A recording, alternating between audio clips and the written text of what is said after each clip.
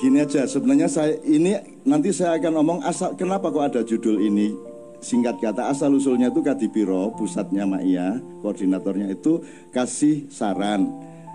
Lingkaran-lingkaran Ma'iyah di Purwokerto, di Pemalang, di Semarang, Surabaya, Jombang, Malang, Jakarta, dan semuanya itu diminta untuk dua hal. Yang pertama, mengungkap kembali makna sejati dari Al-Quran mengenai jihad dan syahid. Syukur ada istilah-istilah lain, termasuk Islam itu apa, syirik itu apa, bid'ah apa, kalau bisa dielaborasi kembali, karena sudah dibiaskan dan dimanipulir habis-habisan.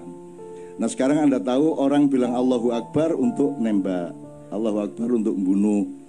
Dan sekarang orang juga untuk menandakan Islamnya kan setiap kali masa ada, supaya ketok Islam gitu kan.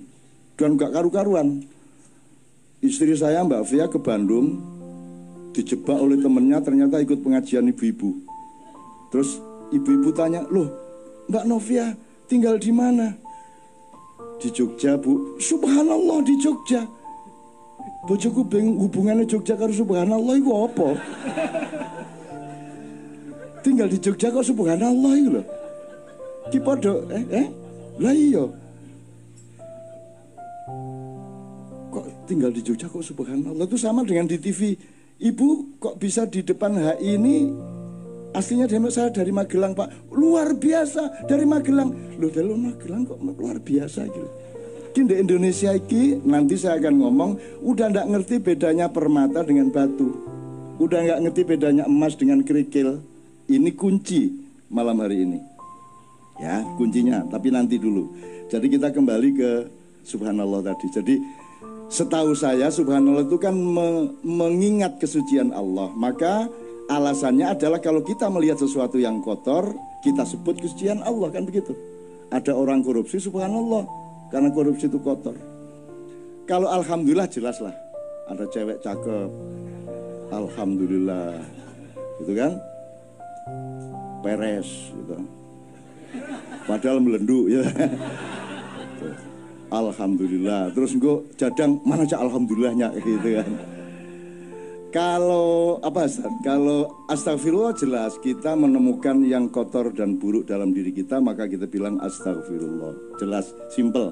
Alhamdulillah sama. Tapi kalau subhanallah, apalagi Allahu Akbar, itu Anda tidak logis mengucapkan Allahu Akbar kalau Anda tidak terkagum-kagum atau terkejut atau terpana atau tergetar oleh kebesaran ciptaan Allah. Jadi gak iso demo Allahu Akbar. Lah apa ke demo Allahu Akbar? Apa ora kok sebut-sebut rek Gusti Allah dari langit ngomong gitu ngene. Apa kok sebut-sebut iki? Kamu gak kagum apa-apa kok mau bunuh orang kok Allahu Akbar. Allahu Akbar itu kan tadi terusannya Rabbana ma khalaqta hadza batila. Jadi Allahu Akbar itu puncak perintah Allah untuk meneliti dirimu sendiri, meneliti alam, meneliti kehidupan. Terus kamu menemukan kekaguman-kekaguman luar biasa. Ya Allah, aku ini sudah mau jual rumah, udah gak punya harapan. Loh ada loh teman yang nolong saya, Allahu Akbar. Kagum saya sama takdir Allah itu. Nah baru cocok Allahu Akbar. Maka kalau kamu Allahu Akbar, Allahu Akbar, Allahu Akbar, itu kamu disuruh meneliti 1 bulan, maka itikaf 1 bulan, berpuasa, mengambil jarak dari materialisme, mengambil jarak dari mainstream. Kamu selama berpuasa, akhirnya kesucian dirimu itu menemukan hal-hal yang dahsyat dari kehendak Allah dan ciptaan Allah. Maka kamu tidak sabar untuk menunggu mengucapkan Allahu Akbar gitu.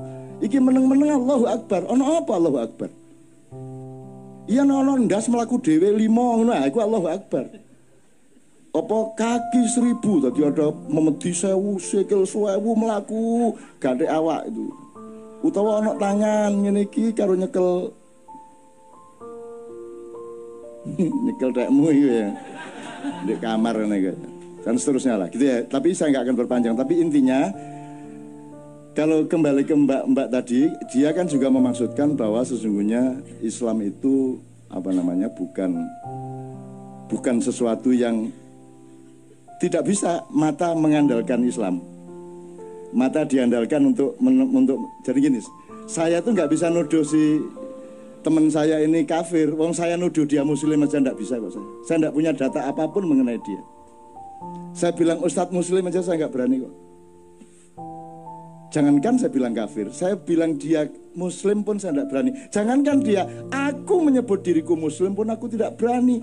Karena itu prerogatifnya Allah untuk menilai aku ini muslim benar apa bukan. Lah kok saya menyebut diri saya muslim? Saya cuman berusaha. Saya berikhtiar, mudah-mudahan nanti lulus Allah. Lah kok saya ini ngafir-ngafir ini. Itu namanya kafir. Orang yang mengkafir-kafirkan adalah orang kafir. Kenapa? Karena itu haknya Allah mengkafirkan. Karena Allah yang punya data, punya informasi, punya fakta, dan bisa melihat yang zahir maupun yang batin mengenai Islam tidaknya seseorang. Maka hanya Allah yang layak mengetahui seseorang itu muslim atau tidak muslim. Kalau ada orang mengatakan kamu kafir, itu berarti dia menutupi haknya Allah. Maka dia kafir, menutupi itu kafir. Makanya bahasa Inggrisnya cover bed. Ya, itu diambil dari bahasa Arab. Kafir itu asal usulnya petani. Petani itu disebut kafir karena pekerjaannya menutupi tanah dengan tanaman. Terus diambil untuk istilah teologi. Jadi kafir adalah orang yang menutupi kebenaran Allah. Apalagi nggak hanya menutupi tapi mengklaim haknya Allah dipakai oleh dirinya. Itu kafir muakkad dan mughaladhah. Kira-kira ngono ya Rek ya. Jadi sekali lagi ya, makanya saya tidak pernah peduli Anda beragama apa. Anda otentik apa tidak gitu dok. Anda jujur apa tidak begitu dok saya tahunya. Bagaimana saya tahu Anda muslim? Apa mergo kupluan? Apa Anda muslim? Sekarang itu Masya Allah sudah sampai ke situ, kita ditipu selama 500 tahun sampai 700 tahun. Itu nanti kalau ada waktu baru kita omongkan yang 500 tahun, 700 tahun, meskipun tidak perlu eksplisit. Kita saiki ki ono masjid iku ono tulisan yang belum khitan dilarang masuk masjid. Iki gak paham, kalau ada hukum kan harus ada prosedurnya. Harus ada perangkatnya, harus ada fasilitasnya. Terus carane ngecek uang wis sunat tagurung ku ya apa? Masuk masjid, masuk ruangan. Buka. Akhirnya suwe-suwe pegel, sampun Pak. Gendeng lah itu ngomong kayak gitu.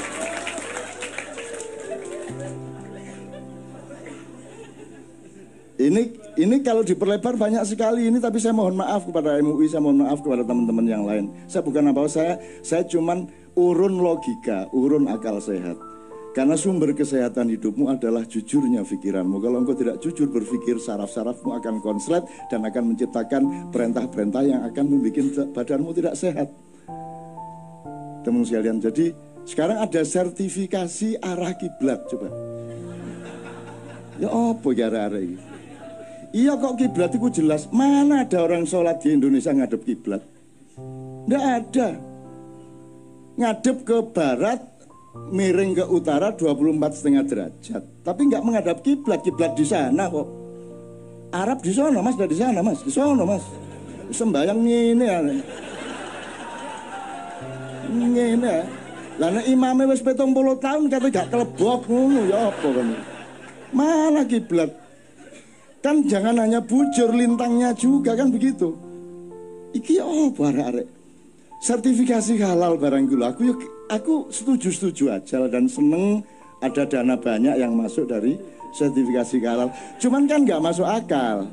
Gini loh mas, kalau di Kuala Lumpur, di Tokyo itu kan 90% di jalan raya itu mobil. Maka kalau ada motor bahaya.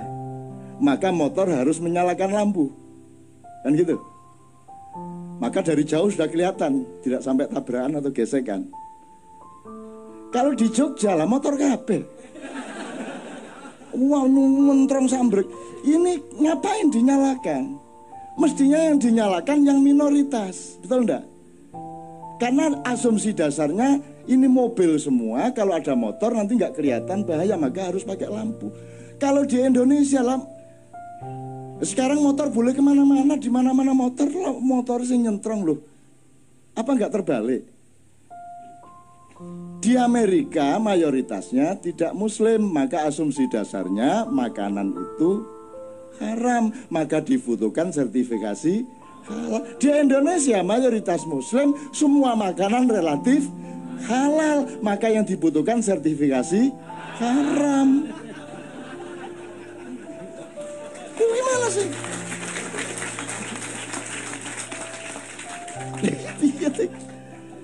Ya tapi tidak apa-apa, wong dia ndak ngerti.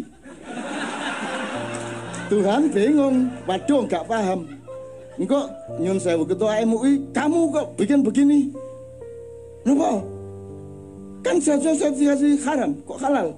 Loh ngoten ta? Mboten ngertos ya kula. Akhirnya masuk surga, wis mlebu wong nggak paham kon gitu.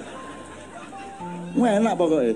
Jadi jadilah orang sebodoh-bodohnya orang, sehingga Anda tidak ada alasan pada dirimu untuk dimasukkan neraka. Begitu si siapa jenenge malaikat Malik mau menyeret, sebentar, apa ini kok saya dimasukkan neraka? Lu kamu dulu kan nanda tangani surat sertifikasi halal, sebenarnya kan haram. Lu kok ngoten? Lu gini loh, terus Israel apa jenenge, terus malaikat Malik ngekei makalah ini loh, lihat makalahnya gini. Ini seperti motor dan mobil, halal dan haram gini. Wah ngoten ta. Wah mboten kondo bian-bian sampean. Mboten roh kula. Akhirnya wis mlebu swarga, gak masalah. Jadi tak dongakno semua mlebu swarga. Gitu loh. Kan iku karo swarga cek kepincurute kan iku. Swarga karo Indonesia iki padha. Wis ngene iki swarga iku kira-kira. Pokoke angger atimu ngene iki berarti wis swarga. Gitu loh, tenang aja. Bahkan di sana nanti agak masih meragukan saya itu. Arep dangdut tuku kaset ning ndi?